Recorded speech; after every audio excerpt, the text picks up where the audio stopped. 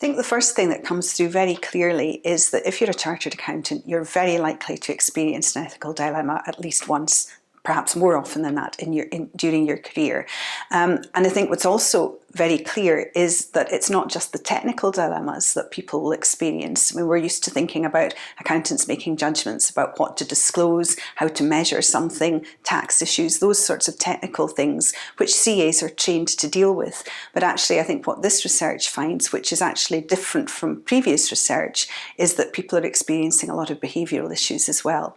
So I'm thinking of things there like bullying or intimidation, people using insidious language to try to get you to do something that you don't feel comfortable doing. And I think what's happening is that people are much more willing to raise those issues as well as the technical issues. So I think there's a message there for all professional bodies, because we train people to deal with the technical issues, but I think we have to ask, do we train people to deal with the behavioural side of things?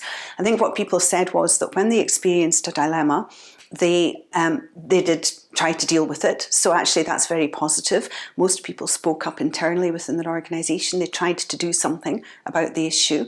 Of course, if they spoke up, that doesn't always mean that they were listened to. So I think there are still issues in terms of what organisations can do to make sure that listening is effective. So listening isn't just pretending to listen. Listening is actually listening properly, trying to take the messages on board, investigating and trying to deal with the issue in some way. Even if perhaps it turns out that the person's thinking is wrong, they were perhaps misinformed or they misunderstood a situation, it still has to be dealt with, it still has to be investigated so that people know that their speaking up was worthwhile.